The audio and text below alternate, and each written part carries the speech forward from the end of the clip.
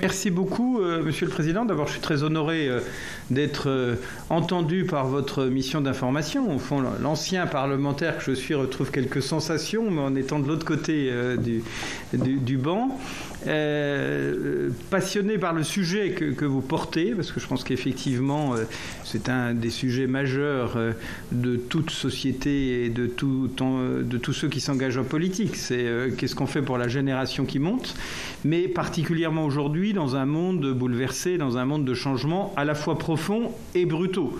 Et cette double circonstance de changements profonds et brutaux nous contraint et nous oblige à réfléchir. Alors moi je suis effectivement depuis maintenant plusieurs années engagé au fond autour de cette France des usines et des ateliers, si on voulait la résumer de façon un peu triviale et peut-être un peu vulgaire. On a des entreprises, des actionnaires, des marques, mais la France dont je veux parler, c'est celle des usines et des ateliers, parce qu'on a des entreprises avec des actionnaires et des marques qui n'ont plus d'usines et plus d'ateliers en France. Et c'est toujours l'économie, mais c'est une partie de l'économie qui, à mon avis, pose un certain nombre de difficultés à la bonne vie de notre pays. Et effectivement, je suis attaché à la production française, non pas dans une vision fermée ou ultra-souverainiste concernant à dire qu'il faut s'enfermer derrière nos frontières et ne plus produire que pour nous, dans une vision ouverte, d'un monde ouvert où les produits circulent, mais où au fond, à force d'avoir vu fermer des usines, des ateliers, on a créé une géographie française du mécontentement, du chômage, des difficultés, et au fond c'est assez la géographie des gilets jaunes qu'on retrouve dans cette partie du pays où les usines ont fermé. C'est pas les centres-villes, c'est pas les métropoles, c'est pas les endroits où les services sont en masse, mais c'est cette France rurale ou semi-rurale que vous connaissez bien, Monsieur le Président, et qui est aujourd'hui en désespérance, faute d'avenir pour sa jeunesse et faute d'avenir pour ses enfants. Et on revient bien sûr à votre sujet. Ce combat s'incarne par Origine France Garantie, qui est une association loi de 1901, sans but lucratif, que j'ai présidée pendant plus de 12 ans. Je viens de céder la présidence parce qu'on ne peut pas être partout à la fois, mais dont je suis administrateur avec Arnaud Montebourg, et qui, cette certification, elle se donnait un objectif, c'est d'apporter un outil aux entrepreneurs pour attester de l'origine de leurs produits. Un des débats de la société d'aujourd'hui, c'est de savoir ce qu'on achète, d'où ça vient. Je parlais tout à l'heure des marques. Les marques ne sont plus les origines. Si vous achetez une Renault Clio, elle est fabriquée en Turquie et vous ne le savez pas. Si vous achetez une Toyota Yaris, elle est fabriquée à Valenciennes et vous ne le savez pas forcément. Donc l'origine n'est plus la marque. Et nous avons voulu, avec Origine France Garantie, apporter un outil de certification, donc avec un process exigeant, avec des organismes extérieurs qui viennent vérifier si les éléments de la certification sont remplis. Et depuis maintenant 10 ans, nous avons plus de 600 entreprises qui ont fait cette démarche et plus de 6000 gammes de produits qui sont certifiés Origine France Garantie, ce qui permet aux consommateurs qui souhaitent les acquérir de se dire « Ah, ça c'est bien français » puisqu'on est venu vérifier que le produit était français. Voilà pour ce qui est d'Origine France Garantie, mais au fond, au-delà de ça, c'est ce combat pour la France des usines et des ateliers qui m'anime. C'est ces rencontres quasi permanentes que j'ai, et j'ai été très heureux de venir dans ce beau département des Vosges à plusieurs reprises pour visiter des entreprises et pour peut-être au fond mieux comprendre les enjeux. Je pense, pour aller tout de suite à ce qui pourrait être peut-être la conclusion, mais je répondrai aussi à vos questions, mais au fond je pense que produire en France c'est un projet de société collectif et que nous manquons. Et j'ai été pendant quelques années parlementaire, j'ai eu la chance d'être ministre, j'ai été maire pendant de nombreuses années. On manque d'un projet partagé dans ce pays. On manque de quelque chose qui fasse le lien entre tous les Français. Et beaucoup de responsables politiques ont cherché ce projet partagé, le cherchent encore, en disant qu'est-ce qui peut donner du sens. Et je pense que produire en France, ça peut donner du sens à un projet collectif. Parce que produire en France, c'est mobiliser d'abord nos outils de formation et notre jeunesse. Et que les perspectives qu'on peut offrir à la jeunesse de France dans la production, dans la capacité de prendre leur place dans la société en étant des producteurs, en travaillant sur des produits qui sont ceux de la vie quotidienne et dont nous avons besoin, est une perspective en termes d'emploi importante et en termes de qualité de vie et d'épanouissement évidemment tout à fait remarquable. Quand je visite des usines, je ne vois pas des gens malheureux. Je vois des gens fiers de ce qu'ils font. Je vois quelquefois des jeunes apprentis heureux d'apprendre un métier et heureux de pouvoir dire qu'ils fabriquent des choses. Et je pense que l'époque est celle que l'on appelle celle des makers, que fabriquer soi-même, ça va de fabriquer soi-même ses vêtements, son repas, bricoler chez soi, c'est faire soi-même. Mais au fond, ça devient un sujet de mode, et que ce sujet de mode était aussi un sujet de société, un sujet de l'économie, et que le premier élément du produire en France comme moteur de la société, c'est d'abord l'emploi, et c'est d'abord donner des perspectives à la jeunesse, et des perspectives qui ne soient pas seulement ouvrières ou manouvrières. Une usine, c'est des ingénieurs, c'est des techniciens, c'est des ouvriers, c'est des gens en amont qui innovent, inventent, designent, dessinent, en aval qui commercialisent, transportent et qui sont dans la logistique. Au fond, la production, c'est toute la chaîne de toute l'économie de notre pays. C'est donc extrêmement mobilisateur. Ça doit sans doute nous amener à penser la façon dont on peut intégrer cette jeunesse dans nos usines. Et là, on souffre d'un déficit d'image. Et je peux vous apporter le témoignage de nombreux chefs d'entreprise qui nous disent, j'ai encore récemment eu ce témoignage de la responsable de l'entreprise de chaussures à côté de Grenoble, Mephisto, qui m'expliquait qu'au fond, elle a beaucoup de mal à recruter des piqueuses, elle les forme, elle est prête elle les paye, et elle me dit elle préfère être moins bien payée, pas formée, et être caissière dans le supermarché d'à côté, c'est-à-dire passer des produits devant des codes barres, ce qui fait que demain c'est la machine qui passera les produits tout seul, parce qu'au fond elles n'ont pas envie de dire qu'elles travaillent à l'usine. Et je pense que l'effort premier, si on veut utiliser ce potentiel de production, si on veut ramener de la production, si on veut que la jeunesse trouve sa place dans les usines, c'est un effort de communication et de promotion autour des métiers de l'entreprise. J'ai le souvenir, maintenant que j'ai atteint un certain âge, pour ne pas dire un âge certain, qu'à l'époque où je faisais mes études, être cuisinier ou pâtissier, c'était vraiment des métiers de reclus. C'était vraiment les métiers où on allait en reculant parce qu'on ne pouvait pas faire autre chose. En quelques années, grâce à la télévision, grâce à la communication, grâce à beaucoup d'outils, ces métiers sont devenus sexy et bankable. Et être cuisinier, c'est être reconnu dans ses capacités de faire, c'est être quelque part une star de la société. La société doit, à mon sens, fabriquer des stars de la fabrication et des stars du produire. Alors, il y a une bonne nouvelle que je veux... non pas vous livrer parce que vous le savez, mais au fond que je veux porter devant vous, c'est qu'il y a une génération Made in France qui est en train de monter, qu'il y a des dizaines, des centaines de jeunes qui veulent créer leur entreprise, qui veulent produire en France et qui font du produire en France un de leurs socles éthiques absolument fondateurs dans le textile, dans tous les domaines. J'anime une petite émission sur un réseau social qui s'appelle Clubhouse tous les dimanches soirs, où je reçois chaque soir un représentant de cette génération Made in France, un jeune entre 25 et 35 ans qui a créé sa société et qui veut fabriquer en France et produire en France, et qui redécouvre l'atelier, les ateliers, les savoir-faire, les joies et les difficultés du métier. Je pense qu'il faut s'appuyer sur cette génération pour en faire des héros de demain, pour les valoriser, pour que les métiers qui sont les métiers de la production redeviennent des métiers attirants, et qu'il y a un premier travail avant même les outils de formation, avant même l'adaptation des outils de formation, avant même tout ce débat sur la formation professionnelle. Il y a l'attractivité des usines et des ateliers de la production française. Ça me semble tout à fait important. C'est la raison pour laquelle je parle de projet de société, parce qu'au fond, si toute la société se mobilise, si toute la société se met en route sur ce sujet, c'est une mobilisation forte. C'est une mobilisation forte aussi des territoires. Je suis ici dans la maison des grands représentants et représentantes des territoires. Et au fond, avoir une France des usines et des ateliers, produire en France, c'est avoir des territoires qui se mobilisent pour accueillir, pour former, pour accompagner les clusters, pour créer des écosystèmes de territoires, pour construire des bâtiments, pour mobiliser les formations professionnelles, pour faire ce travail. Il y a dans la production française, évidemment, ce débat aussi et cet aspect territorial des choses qui est tout à fait important. Et puis si j'étais audacieux, et je vais essayer de l'être, n'ayant plus d'enjeux personnels en termes de politique, mais Au fond, la culture française et auquel on est attaché, elle donne de la dimension à la production française. La marque France, qui est portée par les produits, elle est différente des marques des autres pays parce qu'elle est portée par l'imaginaire culturel français. Et un artiste, un musicien, un chanteur, un peintre, un sculpteur, un artiste français, il porte la marque France. Il apporte à la marque France ce plus. Il lui donne sa dimension.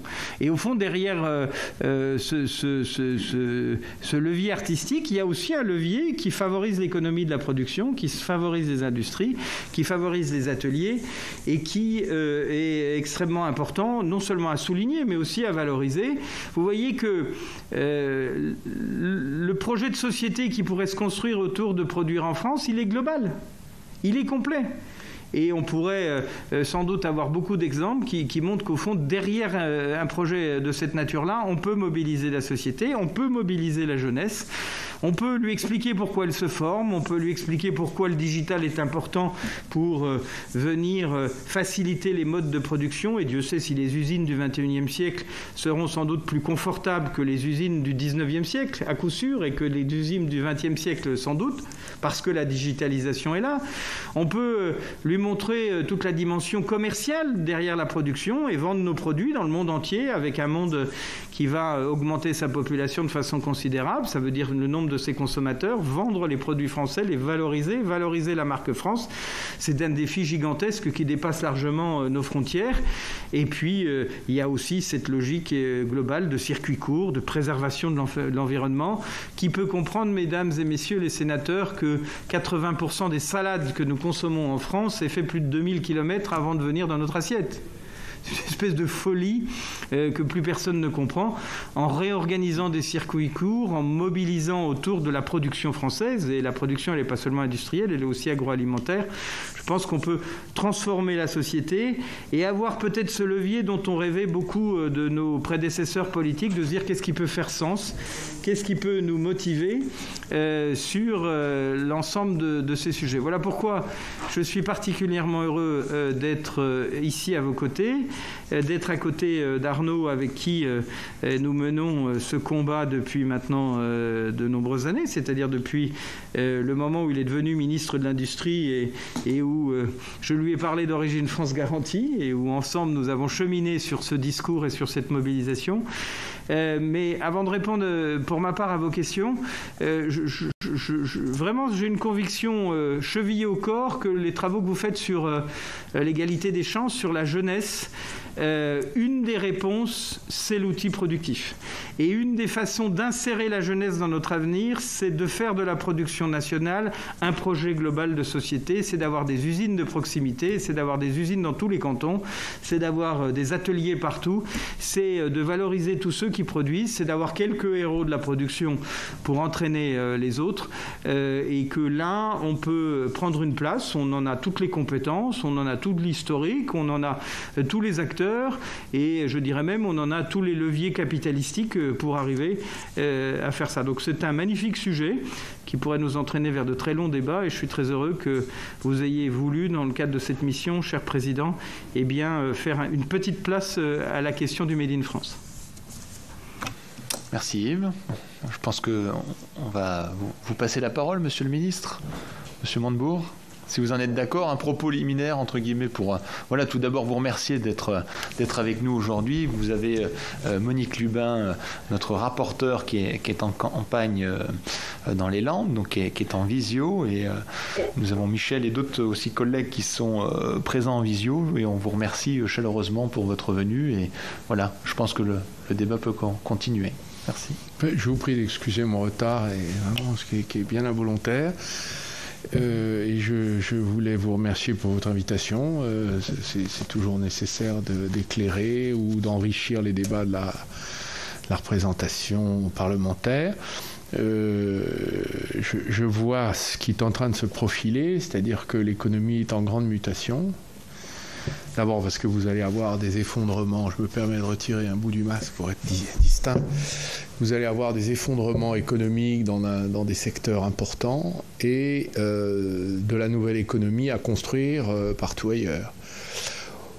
On voit aussi ce qui peut se profiler sur les intérêts de souveraineté économique, si on regarde ce qu'on devrait relocaliser en outil de production stratégique pour retrouver un niveau de PIB à peu près similaire aux autres puissances européennes. Alors je ne parle pas de l'Allemagne ni de l'Italie, 23% de PIB industriel respectivement, et 19% de PIB industriel, mais si on prend l'Angleterre, l'Espagne, et la France est le dernier des 5.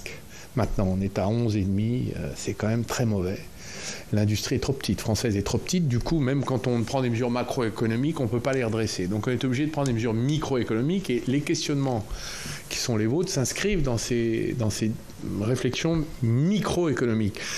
Donc on a fait le calcul avec quelques spécialistes de la question. Si on doit relocaliser sur 10 ans 3,5, 4 points de PIB pour être à 15, ce qui n'est pas non plus extraordinaire, c'est rattraper l'Espagne et l'Angleterre, à peu près, être juste en dessous de l'Italie. L'Italie est à 19, les Allemands 23. Vous voyez, comme ils ont gardé leur industrie, il n'y a pas de problème. Et pourtant, ce n'est pas des pays qui sont situés dans les mêmes niveaux de compétition et d'insertion dans la mondialisation au plan mondial, et ni même européen. Il faudrait qu'on arrive à relocaliser 75 milliards de chiffre d'affaires sur le sol français. Là-dedans, vous allez avoir 45 de retour et on va dire 30 de création. Hydrogène, toutes les nouvelles technos, nouvelles énergies, toutes les technos qu'on a, mais il ne faut pas faire que de la Startup Nation, il faut faire de l'ETI, et en un temps record, en 10 ans. Bon, en fait, donc ça va demander beaucoup d'efforts, et surtout énormément de compétences et de qualifications. Bon, donc on a une jeunesse, on a quand même 1 million de personnes qui sortent, vos chiffres seront meilleurs que les miens, moi je parle de mémoire, 1 million de personnes qui sortent sans réelle qualification, qui cherchent des débouchés, une dignité, une reconnaissance, comme tous les êtres humains, qu'ils soient d'ailleurs français ou étrangers, je crois que il n'y a pas de débat. Comment on fait? Voilà, c'est un peu la question que vous nous posez, si j'ai bien compris, comment on fait? Bon. Alors moi j'ai une expérience personnelle microéconomique et une expérience ministérielle macroéconomique. Tout ce qui est macro, ça ne marche pas.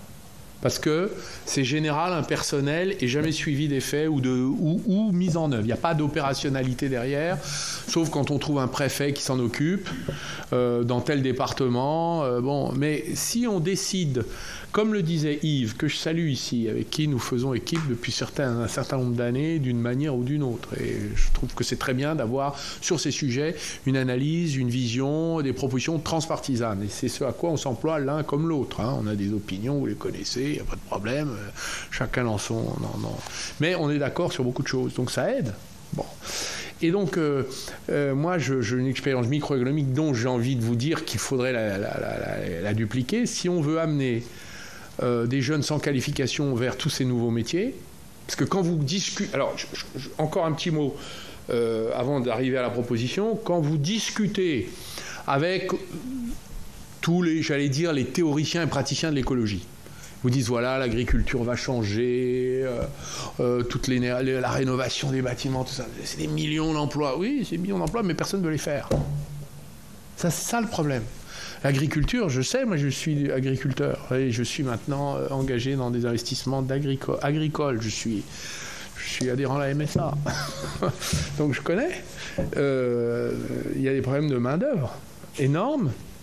Peut-être par méconnaissance, surtout par absence de lien culturel.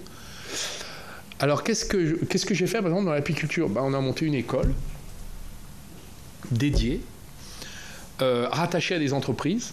Et en fait, et ça, c'est ma proposition, c'est-à-dire qu'il faut qu'il y ait des écoles dans les entreprises avec garantie d'embauche à la fin. Et paiement. Alors, paiement par les systèmes de formation, pas par l'entreprise. Voilà, le bon système, c'est ça. C'est des écoles dans l'entreprise et garantie d'embauche à la fin. Ça, c'est l'engagement de l'entreprise. C'est l'engagement de former avec, au début de l'alternance, quelle est la meilleure école du monde? Pourquoi on a la meilleure médecine du monde? Parce qu'on a l'internat de médecine. L'internat de médecine, c'est une école d'alternance. Théorie, pratique, théorie, pratique, théorie, pratique, et beaucoup de pratique. Voilà. D'abord beaucoup de théorie, enfin de livres, de connaissances livresques, de la documentation scientifique, des apprentissages, du par cœur, du ceci. Et puis après, vous avez la mise en œuvre pratique qui est là où on apprend vraiment un métier. Bon, ben voilà. J'ai envie de dire, il faut faire des internats de tous les métiers manquants, y compris dans l'agriculture, dans le BTP, dans tous les secteurs qui vont exploser, y compris dans la technologie. Niel a fait ça dans le code. C'était pas idiot. Donc je crois que là, on a une base pour essayer de réfléchir. Mais ça ne marche pas avec le système de formation professionnelle actuel. Ni réformé, ni... Voilà, ça ne marche pas. D'ailleurs, moi, j'avais fait une école, j'ai fait 2 promotions, je l'ai fermée parce que Pôle emploi m'a expliqué qu'il ne pouvait pas nous financer. Alors, l'agriculture nous a expliqué. Alors, les cadres nous avaient financé, la branche professionnelle des cadres nous avait financé. 1 année, 2 années, puis après la réforme est intervenue en disant les cadres ne peuvent pas financer l'agriculture. Donc on allait voir l'agriculture qui a dit ah non, nous on n'a pas de problème apicole. Pourquoi ? Parce que c'est des histoires entre eux. Puis après j'en ai voir Pôle emploi en disant puisque personne ne finançait, vous avez un budget de 4 milliards, vous ne pouvez pas financer 12 stagiaires par an. Et là ils nous ont dit ah non, c'est pas la bonne école, il n'y a pas le bon certificat, le truc. Donc j'ai fermé l'école. Je dis voilà, vous n'êtes pas capable. Et l'argument c'est de dire on ne peut pas former des gens à créer leur propre emploi. Ben, je dis ça c'est curieux ça. Il faut qu'ils soient salariés. J'ai dit, mais ils vont créer des emplois eux-mêmes, le leur, puis après les autres, leurs conjoints, puis après leurs employés, puis ils vont former eux-mêmes. Donc je vois pas où est le problème. Mais ça passe pas. Hein. Donc nous sommes dans un pays bloqué sur des idées un peu curieuses et bureaucratisées. Voilà, donc moi je vous ai donné mon point de vue. C'est comme ça qu'on y arrivera, sinon on n'y arrivera pas. Donc vous pouvez faire des grandes réformes, des grands trucs. En fait, il faudrait trouver le moyen de faire en sorte que les entreprises créent des écoles sur fond de formation professionnelle. Il y a 30 milliards disponibles, formation professionnelle ou régionaux, et eux, ils prennent l'engagement de former sur la partie, apprendre le métier, et garantir l'embauche, avec un niveau de salaire qui est convenu à l'avance. Alors vous allez voir, il y a des gens qui vont se décourager, vous allez avoir la perte, mais en fait, là, vous aurez des gens qui vont se dire, qui pourront attribuer leur confiance à un métier qu'ils vont apprendre. Et... Alors évidemment, on peut mettre en face des devoirs. Vous êtes obligé de rester 3 ans, 2 ans, je ne sais. C'est à travailler, cette question. Enfin, moi, je crois que je vois que ça qui pourrait marcher vraiment, pour amener tous ces jeunes à sortir de leur milieu, commencer à travailler en réfléchissant au sens du travail et faire l'apprentissage de l'art. Ce sont des métiers d'art dans l'industrie ou l'agriculture. Ce sont des gestes, des méthodes, des apprentissages fins et accessibles à beaucoup de gens. Merci, excusez-moi. Je vais me permettre de poser la première question, Monique, si tu me permets, puis je te passerai la parole après pour tes questions. Non, vas-y, tu mènes, puisque vous menez, Monsieur le Président, puisque je ne peux pas rester jusqu'à la fin. Donc, avec plaisir. Donc, c'est pas parce qu'on est en pleine élection départementale et régionale, mais donc pour vous, comme le niveau macroéconomique ne fonctionne pas, et que c'est le micro, les régions pourraient prendre toute leur part, et les départements peut-être dans le fait de monter des formations à l'intérieur des entreprises. Comment vous voyez les choses ? C'est directement la région qui utiliserait les fonds de l'État, ou on laisse à l'État la capacité de... Écoutez, je ne sais pas, parce que la formation professionnelle est essentiellement paritaire. Donc les entreprises, elles sont dans la... Bon, alors, par exemple, quand il y a la boucherie a voulu créer... Je me souviens, la boucherie, il leur manquait 3000 bouchers en France, beaucoup.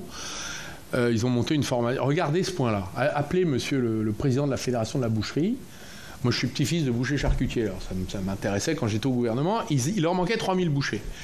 Et ils ont rattrapé le retard. Alors, ils ont organisé ça sur le territoire avec les CFA, etc. Bon, c'était difficile. Hein. Mais là, ça va mieux. Pourquoi ? Parce que le métier de boucher est redevenu à la mode. Il y a beaucoup de diplômés qui quittent les métiers du tertiaire surdiplômés et qui veulent revenir à la terre. Il y a 10 millions de Français qui veulent retourner sur leurs racines. hein, dans les analyses, dans les enquêtes d'opinion, qui veulent retourner là où ils ont vécu, où ils sont nés, où leurs grands-parents, leurs parents. Ils veulent réapprendre la vie au contact de la nature. Il y a ce retour à la terre qui est dans l'atmosphère et qui correspond aux besoins des territoires et, par ailleurs, qui a été permise par l'explosion du télétravail lié à la crise Covid. Et vous avez des gens qui réapprennent tous ces métiers. Donc là, les CFA ont trouvé preneurs. C'est comme dans l'apiculture. L'apiculture, moi, j'avais des ingénieurs Airbus, des maréchaux ferrants, des ouvriers viticoles, donc ouvriers, cadres, intellos, des ingénieurs CNRS qui s'emmerdaient dans leur boulot, qui aimaient bien leur mais ils n'étaient pas reconnus. Ils avaient envie de passer à l'art, au geste, à l'effectuation, hein, à la concrétisation. Et donc, vous avez des mélanges de classes sociales très intéressants dans la reconversion professionnelle. Donc, en fait, pour moi, c'est les entreprises qui prennent l'initiative. C'est elles qui prennent l'initiative parce qu'elles savent leurs besoins. Et les régions, elles font. Et les branches, elles font. Mais les branches, les régions, déjà, vous avez multi-critères, multi-décisions.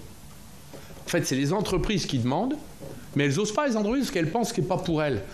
Mais en fait, il faudrait que ce soit les entreprises qui dirigent les formations et le système de formation professionnelle soit décentralisé dans les entreprises, avec un dirigeant d'école. Par exemple, vous avez un arrondissement, là, il y a toute la restauration. Là. Les types, dans les restaurants, les types sont partis, ils ne veulent pas revenir dans la restauration, etc. Et ils nous disent, on a des problèmes de formation énormes, là, les terrasses ont réouvert, est-ce que ça ne marche pas, on est désolé. Je dis, mettez-vous à 10, 15 restaurants dans un quartier, vous avez une école. Et puis on y va, on démarre comme ça, des choses micro. Et là, vous allez avoir des résultats. Parce que ces micros, évidemment, ça ne marche pas avec le système politique français, hein, qui a besoin d'annonces, de chiffres, de statistiques, de caméras, de spectacles. Mais en revanche, ça va résoudre la vie de beaucoup de gens. Et des emplois avec des garanties d'embauche et des salaires connus. Et de la formation financée. Donc le type, même s'il finit pas, il aura une formation, il pourra dire, moi je suis hôtelier, moi j'ai fait l'école machin, moi j'ai une qualification, je peux, si jamais j'ai un pépin, y retourner. Enfin, vous voyez comme ça élève le niveau de reconnaissance sociale. C'est formidable. Voilà. Moi je vous propose une solution micro. Alors les départements, les régions, vous avez déjà à gérer l'articulation formation professionnelle, branche, formation professionnelle régionale. C'est le bazar. C'est cloisonné par secteur et c'est cloisonné géographiquement. Alors là, faut appeler Matrix et l'intelligence artificielle, puisqu'il va vous falloir une appli en IA pour vous piloter là-dedans. Donc ça, oubliez. Il faut sortir l'argent de ça. Moi, je pense que les régions, elles sont sur le terrain avec les entreprises. Mais attention, elles sont loin du terrain maintenant. Les départements, c'est une administration d'allocation. C'est plus une allocation, une administration de projet. C'est fini, les départements. Donc les préfets, alors, au moins, donnons le pouvoir aux préfets. Les préfets, c'est ce qui marche en France. L'armée, le fisc, les préfets. C'est les trucs que Macron défait. Désolé, c'est ce qui marche. C'est une question de la semaine dernière au gouvernement. Ça marche, les préfets. Non, mais franchement, je ne dirais pas que la DGS, il ne faut pas la démanteler. En revanche, les préfets... C'était nos questions. C'est un point de vue personnel. Hein. Question de 3 groupes. Longuet, Sueur et moi. On s'y était collés. Bon, Monique nous a quittés. Je ne sais pas où elle est partie. Comment peut témoigner l'image? Michel, est-ce que tu veux continuer, s'il te plaît? Oui, d'abord, merci, messieurs, de vos propos et de votre communication. Et puis, merci au président de nous permettre ce pas de côté, parce qu'en fin de compte, c'est vrai que c'est un peu un pas de côté par rapport à l'ensemble des auditions organisées par cette mission. D'abord, monsieur Gégaud, vous avez pris un exemple qui me parle en prenant l'exemple de Méphisto. Je suis fille de cordonnier et sœur de cordonnier, donc je connais la qualité des chaussures Méphisto.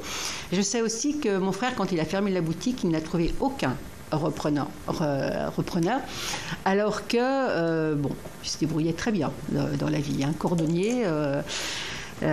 l'image est sûrement négative ou mauvaise, puisque vous avez parlé d'image et de communication, mais derrière, on peut avoir un métier valorisant, agréable, avec un contact, parce que généralement, dans une cordonnerie, je ne sais pas si vous y allez, mais il y a toujours une chaise. Et le cordonnier, quelquefois, il sert de confident, de soupape, enfin bref, on parle, on prend son temps. Bon, c'était pas pour ça que je voulais vous dire tout ça. C'était sur cette, en fin de compte, cette vision commune que vous avez, et c'est tant mieux au-delà des appartenances politiques et des familles politiques différentes, de recentrer en fin de compte sur l'activité, sur la formation. C'est ce que Arnaud Montebourg vient de dire justement, donc être au plus près de la formation de ces jeunes qui se dispensent, qui se destinent vers ces métiers. Et je voulais vous dire que ça a existé, parce que dans l'éducation spécialisée, ou en tout cas dans le médico-social, c'était une formation par alternance qui n'existe plus, voire beaucoup moins maintenant. Et à mon époque, eh bien, il y avait stage dans les crèches, les hôpitaux, là où étaient les enfants, puisqu'il s'agissait d'enfants. Et puis, il y avait les cours théoriques. Et c'était comme ça, 15 jours ou 3 semaines, je ne m'en rappelle plus. Mais donc, c'était important, et ça allait dans le sens que vous venez de dire, où il faut absolument être dans j'allais dire le produit, mais non, parce que c'est souvent quelque chose qu'on fabrique soi-même, c'est dans la continuité de l'action et au plus près. Donc ça, c'était sur l'apprentissage. Je voulais vous dire que tout ce que vous développez, ça n'est pas aujourd'hui la réalité.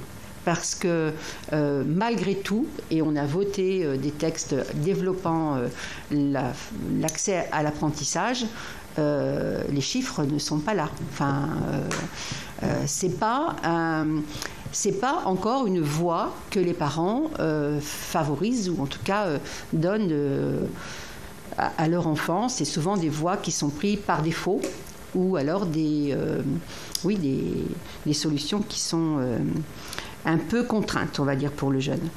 Ma question, c'était sur ces aspects-là. Comment est-ce que vous faites venir, comment est-ce que ça serait possible de faire venir les jeunes davantage encore sur ces voies d'apprentissage, ces voies de formation au plus près. Donc j'ai entendu le contexte sanitaire qui a transformé un petit peu, ou qu'en tout cas c'est vrai qu'on connaît des reconversions de métiers intellectuels ou de métiers pratiques sur des choses plus de savoir-faire, hein, mais on ne peut pas souhaiter non plus que ce soit à chaque crise sanitaire qui nous fasse ce petit réveil. Qu'est-ce qu'en termes de politique on pourrait développer pour qu'il y ait une réaction, en fin de compte Moi, je crois que Arnaud a dit des choses très justes sur effectivement l'aspect micro-organisation et pragmatisme de territoire et effet d'entraînement autour d'une activité, d'une usine, d'un entrepreneur. Je pense qu'on ne fera pas la grande réforme et le grand soir de remettre l'organisation telle qu'elle est aujourd'hui à plat. Enfin, moi, je pense que ça sera compliqué. Je pense qu'il y a un vrai problème culturel. Quels sont les parents ? Je ne sais pas si vous avez des enfants. Vous leur avez parlé apprentissage et vous avez imaginé de les envoyer vers l'apprentissage. On doit tous s'interroger, on doit tous se positionner soi-même. J'entends souvent des discours très vertueux en disant oui, l'apprentissage c'est bien. Je serais curieux de savoir combien de ceux qui portent ces discours avec conviction ont dans leur propre famille porté ce message. J'ai le souvenir de l'ancien ministre de l'Industrie, François Loos, qui m'expliquait qu'un de ses fils voulait faire être carrossier, et qu'il avait été obligé, en tant que ministre de la République, de descendre voir la proviseure du lycée parce qu'elle expliquait qu'il pouvait mieux faire et qu'elle posait un veto à l'idée qu'il puisse aller en formation de carrossier. C'était il y a sans doute 20 ans ou 25 ans, mais on voit bien qu'il y a un problème culturel sur ce sujet-là et qu'il y a un énorme travail de la société autour de ces questions-là. Des portes ouvertes dans les usines. Des visites d'usines par les classes de nos écoles. C'est quelque chose de simple et de pragmatique, mais je ne suis pas sûr que beaucoup d'écoles aillent visiter autre chose que des fermes ou des choses... et encore. Et encore, sur ce sujet, moi je pense qu'il faut que dans les programmes scolaires, la question de l'orientation, elle soit travaillée très différemment. Et au fond, quand on voit la masse dans les programmes scolaires des matières qu'on enseigne, la place sur l'orientation, elle est extraordinairement faible. Les centres d'information et d'orientation sont déconnectés du système, manquent de moyens. Et moi, pour avoir eu le souvenir, il y a très longtemps, mais enfin je pense que les choses n'ont pas beaucoup changé, d'avoir été dans un centre d'information et d'orientation, on m'avait donné le code ROM des métiers, et je lisais les métiers les uns derrière les autres pour me dire qu'est-ce que je pourrais faire. Je voyais menuisier, marin, je n'ai pas trouvé ministre dans le sujet. Ça tombe bien d'ailleurs, je n'en ai pas fait ni un métier ni une profession sur ces sujets. Mais je pense qu'il y a dans l'éducation de nos enfants et des parents, il faut faire découvrir de l'intérieur ce monde. Il faut aller visiter, il faut aller voir des apiculteurs, il faut aller voir des gens qui travaillent la terre, il faut aller visiter des usines. Et il y a un mouvement qui est en train de naître, et ça c'est l'aspect positif, et Arnaud l'a souligné, et je veux ajouter ma pierre à cet argument. Oui, il y a des Français qui ont envie d'être des makers de fer, qui ont envie de retrouver cet art de vivre, cet art de faire, cette satisfaction de la production. Et c'est un mouvement de société qui est en train de monter. Mais il ne faut pas que la structure publique le subisse, il faut qu'elle l'anticipe et qu'elle l'amplifie, ce mouvement. Il faut qu'elle en fasse quelque chose qui soit un mouvement de société profond et pas simplement un mouvement d'humeur ou un mouvement d'opinion. Il faut effectivement dédramatiser ce qu'est travailler dans une usine, ce qu'est travailler dans un atelier. Il faut valoriser ce travail. Et encore une fois, combien y a-t-il d'émissions à la télévision française, y compris sur les chaînes publiques, qui montrent les usines, le travail, qui valorisent ces questions-là.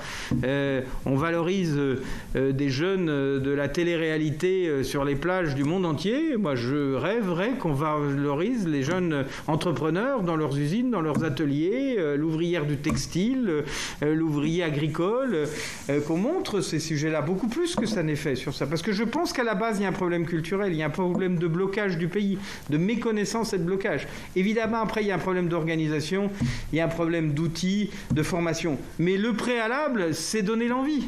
Parce qu'aujourd'hui, on a vu sur les métiers de la cuisine, de la restauration et de la pâtisserie, comment les jeunes ils vont trouver tout seuls les sites de formation, comment les formations en ligne de CAP de pâtissier explosent, parce que la télévision est venue porter et en faire des héros. Il faut que la société fabrique ses héros. Et les héros de demain, si on veut que ces métiers prennent, doivent être puisés dans cet imaginaire-là. C'est extrêmement important.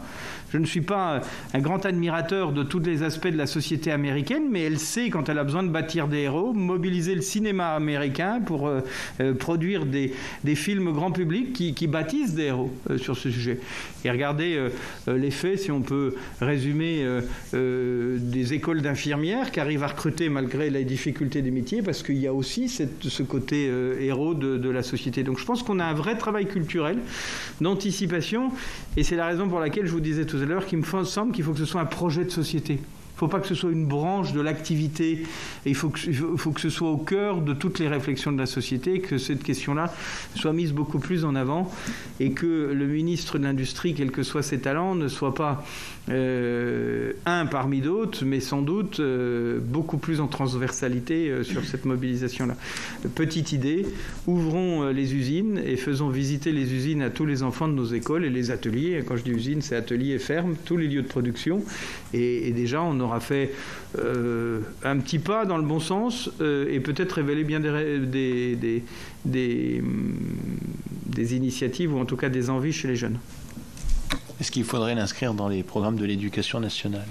Moi, je pense que l'orientation, la capacité de détecter les talents de chacun, qui ne sont pas forcément les talents académiques et les talents de connaissance, mais qui sont des talents mécaniques, Arnaud le disait, les gestes, les bons talents de chacun, et la découverte des métiers, pas seulement dans un stage en 5e, 6e, 3e, je ne sais plus à quel âge, qu'on fait quand papa ou maman ont des copains dans un endroit qui n'est jamais une usine, sur ce sujet-là.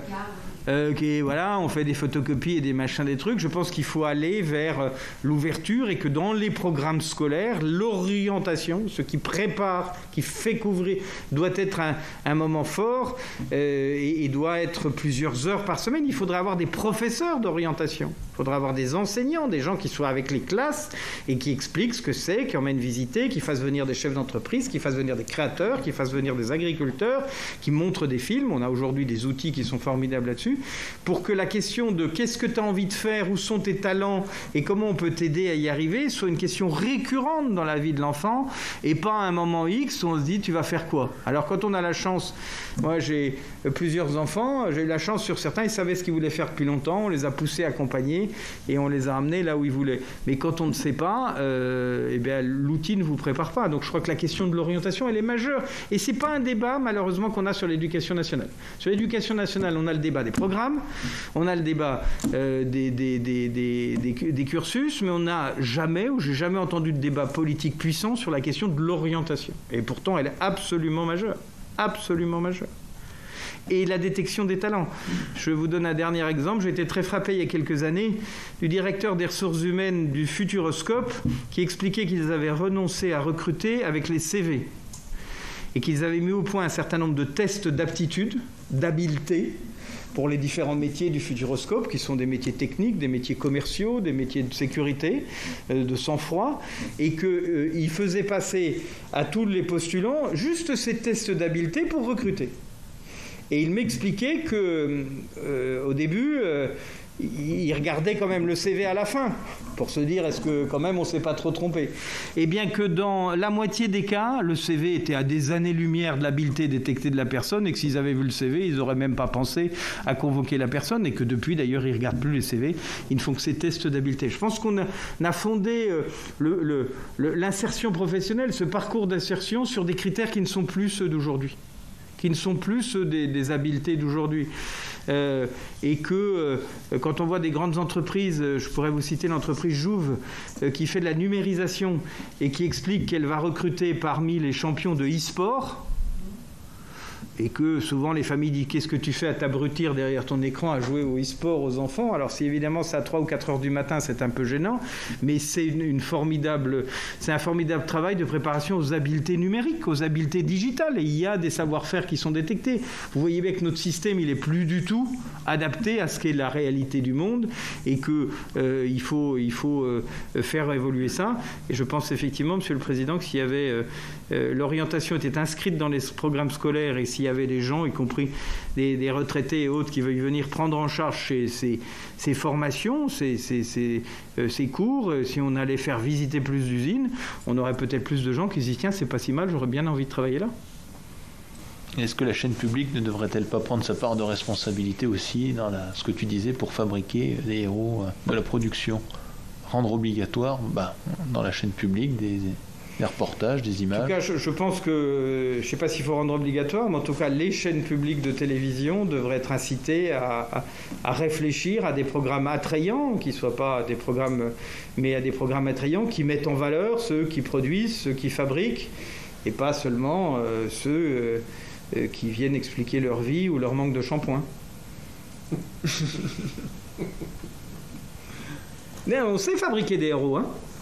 On sait, enfin, je veux dire, le système est capable, et on a des créateurs, on a des metteurs en scène, on a des gens qui savent rédiger des scénarios, qui savent faire des films, qui savent produire des choses, qui montrent au fond que l'usine et l'atelier, la production est vécue comme douloureuse, comme difficile, comme dégradante. Pas se surprendre ensuite que les gens n'ont pas envie d'aller. L'imaginaire du jeune, il n'est pas construit seulement par les manuels scolaires, il est beaucoup construit par le reste de son environnement, hein. On sait fabriquer des héros ou des héroïnes. Et je pense que ce soir, il y aura Top Chef, la Nantaise, qui va être une héroïne ce soir. Pour la garantie de revenus pour les 18-24 ans, le RSA jeune, qu'est-ce que vous en pensez? Écoutez, c'est certain que la jeunesse est en difficulté. Donc aujourd'hui, c'est elle qui en a le plus besoin.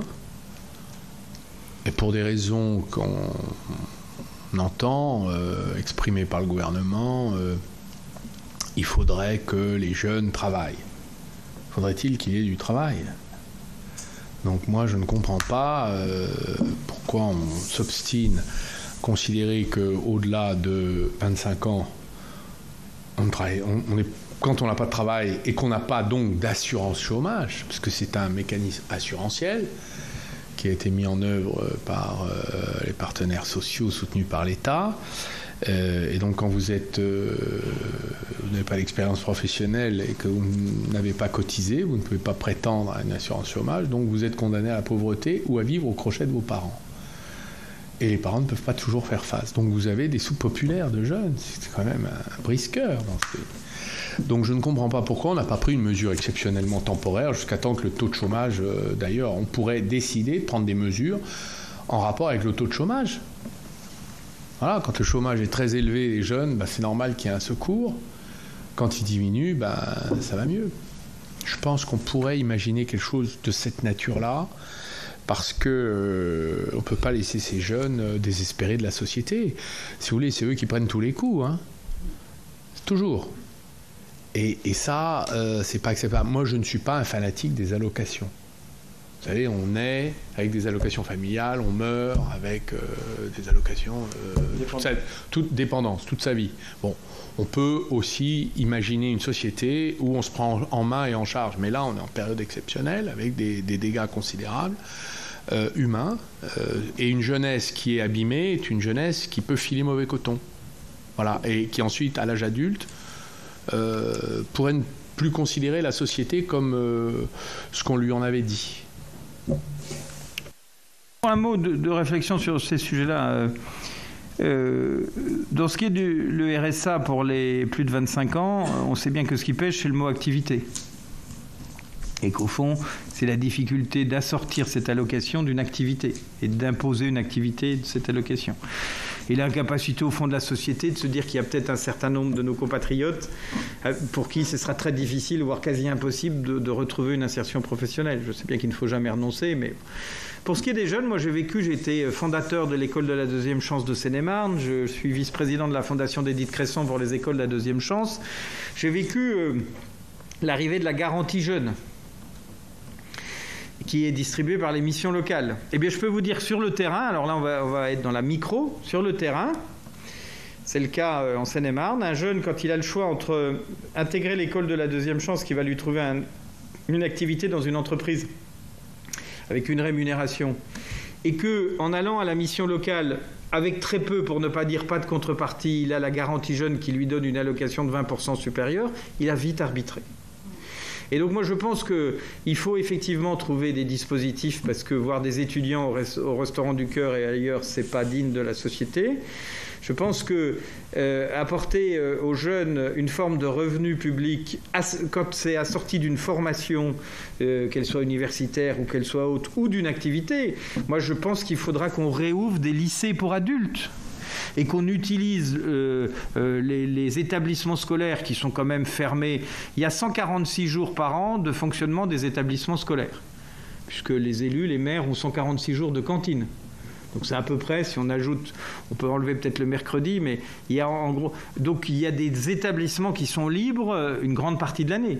Eh bien, on pourrait avoir un système qui permette d'avoir un revenu pour les jeunes qui ne sont pas étudiants, qui n'ont pas d'activité, mais qui soit assorti d'une obligation de présence et de formation sur ce sujet-là, pour éviter cette logique qu'on voit sur le terrain de ceux qui, dans les textes, il a écrit qu'il y a des obligations en face, mais dans la réalité, il y a une grande partie qui touche ces aides et qui donne le sentiment à tous les autres qu'ils ont touché un pactole sans qu'eux, ils fassent d'efforts.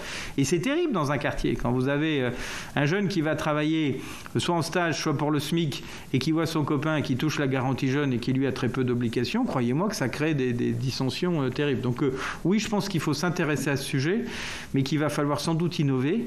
Et je pense que le gâchis des 56 000 établissements scolaires fermés la moitié de l'année, 56 000 établissements scolaires avec des salles, des classes, des équipements, du matériel qui sont fermés la moitié de l'année. On a un patrimoine de formation là qui est inutilisé, qui pourrait être mobilisé pendant ces périodes-là, avec des enseignants retraités volontaires, avec des enseignants, avec des formateurs, et qui pourrait permettre de ramener le b.a.-ba.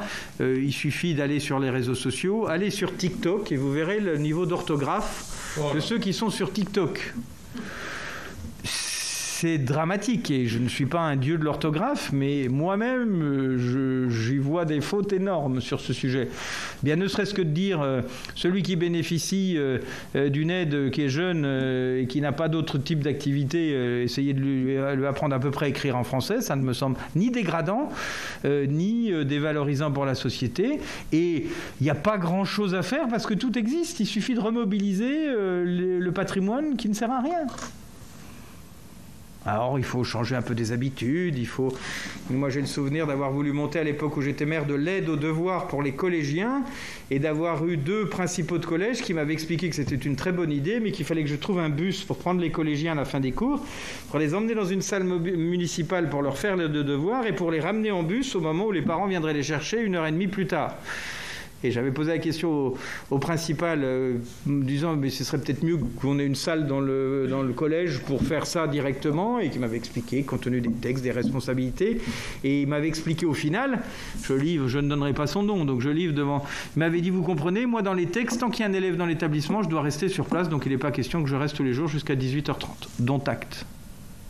Enfin, on va bien être obligé à un moment de ne pas laisser autant de déperdition de moyens, de matériel public, alors qu'on a dans la rue d'à côté des jeunes qui sont désœuvrés et qui ont besoin, ne serait-ce que du b.a.-ba. Encore une fois, le français, ça sert à tout le monde et dans tous les métiers aujourd'hui. Et je ne parle même pas de l'anglais, qui va devenir indispensable sur ce sujet. Je pense d'ailleurs qu'on aura aussi une vraie question sur la formation linguistique et sur l'idée d'essayer d'avoir des générations bilingues. On peut regretter, moi je suis un grand partisan de la francophonie, mais enfin on sait que la langue des affaires dans le monde du XXIe siècle, ce sera l'anglais. Et que la langue du digital, c'est l'anglais. Ne passons pas à côté en ne mettant pas le paquet pour que les jeunes Français parlent très bien le français, très bien l'anglais. Ça peut déjà vous occuper 2 ou 3 ans en échange d'une garantie jeune. Parce que je suis d'accord avec vous sur ce cloisonnement et ces systèmes qui ne s'interposent pas, qui ne fonctionnent pas ensemble et qui sont, somme toute, après sclérose. Enfin, c'est aussi un changement de culture. Donc, vous avez été vite, M. Gégaud, pour me dire que les femmes, ce sont des hommes comme les autres. Vous avez probablement vos raisons, mais je constate quand même que c'est quand même des métiers qui sont souvent très masculins. Or, les métiers de l'industrie, les métiers de la production, les métiers, j'en ai pas un en particulier en tête. Pour visiter beaucoup d'usines, pardon, je vous interromps, madame la sénatrice, mais pour visiter beaucoup d'usines, je me suis aperçu que la présence des femmes était beaucoup plus importante que je ne l'avais imaginé au départ. Alors, dans toutes les usines, y compris dans des usines de production d'autobus, dans des usines lourdes sur ce sujet. Il n'y a peut-être que les aciéries où effectivement j'ai vu moins de personnel féminin. Et puis à rebours, dans les usines de textile, il n'y a pas d'hommes. Oui, c'est ça. Ah, oui. Il n'y a plus que des femmes. Ce qui pose un autre type de problème aux chefs d'entreprise, et souvent y compris aux chefs d'entreprise femmes, de déséquilibre dans un autre sens. Donc je ne dis pas que le combat est gagné et qu'il faut évidemment de l'inclusion et qu'il faut travailler sur ces questions-là, mais j'ai été très surpris qu'au fond, je m'attendais à beaucoup moins.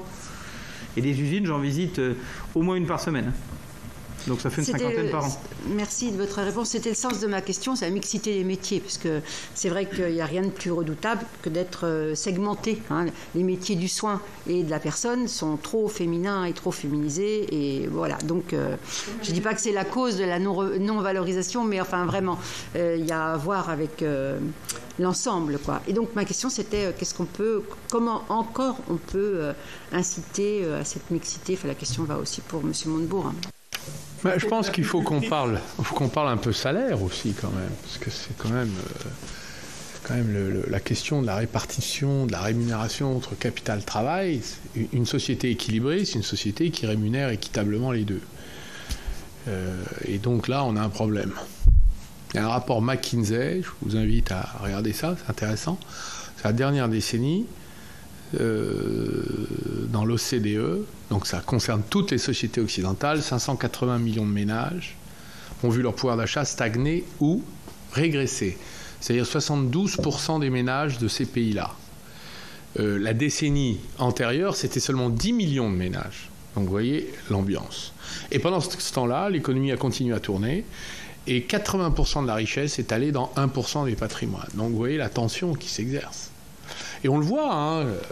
Donc si vous voulez, il y a un moment, on a parlé des premiers de corvée, des premières lignes, pendant la crise du Covid, tous ces gens qui ont fait tourner la France pendant que les autres étaient enfermés chez eux, c'est les gens les plus mal payés.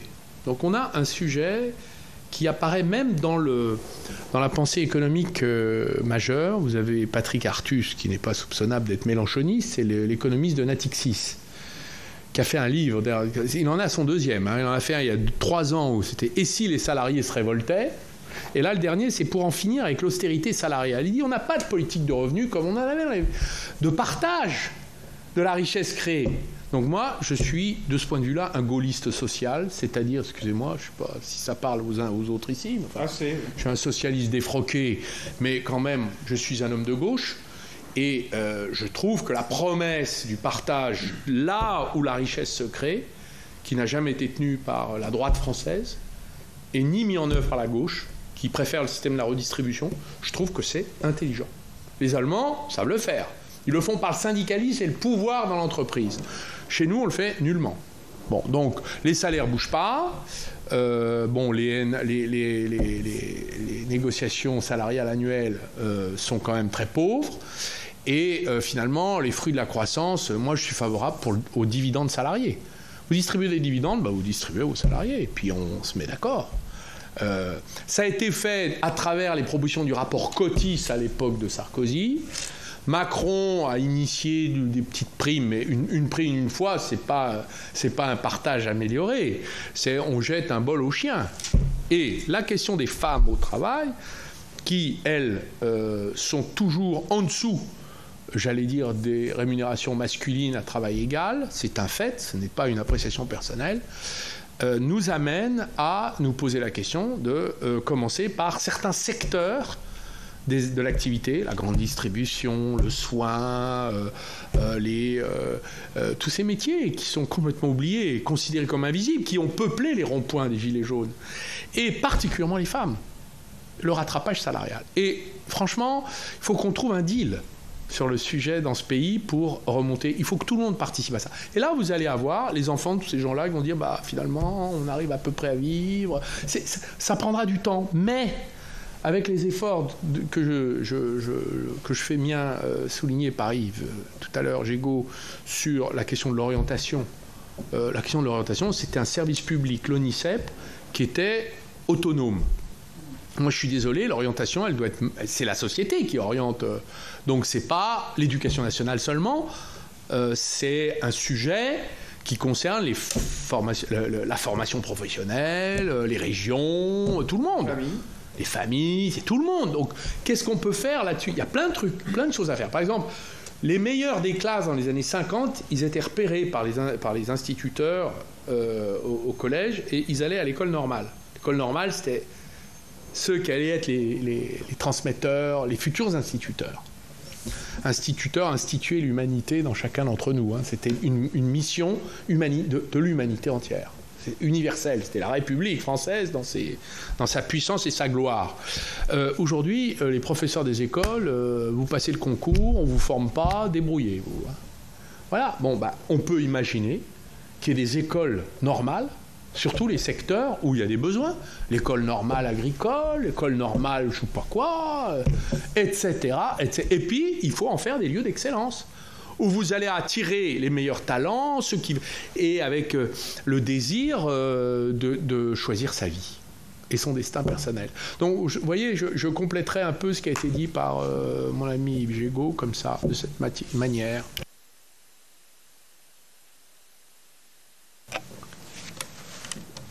Est-ce qu'il y a des questions par nos collègues qui sont en visio ? Non, il n'y a pas de questions ? Monsieur Sen ? Non, pas rien du tout. Bon, on aura... En tout cas, merci de... Merci. Merci à vous. Intermède peut-être un peu à part dans cette mission, mais je pense que c'est extrêmement intéressant et que c'est un des sujets majeurs de la politique de notre pays, au sens le plus noble du terme, sur cette question-là. En se heurtant à un squelette, une infrastructure, une organisation de notre pays très complexe, impossible à mon sens à réformer de façon globale, en tout cas à court terme ou dans le temps démocratique qu'est le nôtre, et qui nécessitera sans doute beaucoup d'habileté pour être améliorée et je pense que la méthode, le où on veut aller, on peut sans doute le partager. La vraie question, c'est comment y aller. Et que le discours de la méthode, il est diablement compliqué. Nous lirons avec intérêt les travaux de cette mission d'information. Si je peux donner une recommandation conclusive, il faut trouver une solution au problème de la formation professionnelle dans ce pays. Ça va nous coûter cher, ça, ce cirque. Réforme sur réforme et immobilisme du système. Et puis le consumérisme avec le smartphone, vos heures de formation, c'est grotesque. Les besoins de formation, ils sont collectifs et les choix sont individuels. Mais ils sont d'abord collectifs. C'est une société qui se construit. C'est pas seulement la dernière lubie avec un compte qu'on peut à 400 balles. Enfin, c'est grotesque. C'est une stratégie pour un pays de faire des choix. Regardez ce que font les États-Unis dans un système totalement libéral et les Chinois dans un système totalement autoritaire. Ils dirigent leurs talents vers les secteurs prioritaires. Les États-Unis, ça passe par l'économie, donc les salaires qui s'envolent. La Chine, c'est les plans quinquennaux, le 14e plan quinquennal. Regardez ce qu'ils font. Ils sont en train de nous prendre nos futures parts de marché, comme ils nous ont tout pris déjà, l'essentiel, et ils vont continuer. Sur la haute technologie, si on n'a pas, nous, un plan quinquennal de formation avec des gens qu'on met en forme, mais on est mort. Quand je dis c'est l'Europe, mais l'Europe c'est la France, on est numéro 2. Donc, excusez-moi, on a une responsabilité. On est mort. Voilà. Et on finira, comme l'a prédit Michel Houellebecq dans La carte et le territoire, un pays magnifique avec des boutiques fermées partout et des emplois de service dans les stations de ski pour personnel UP ou de gardiens de musée pour les 10 000 musées que viendront visiter la clientèle riche du reste du monde.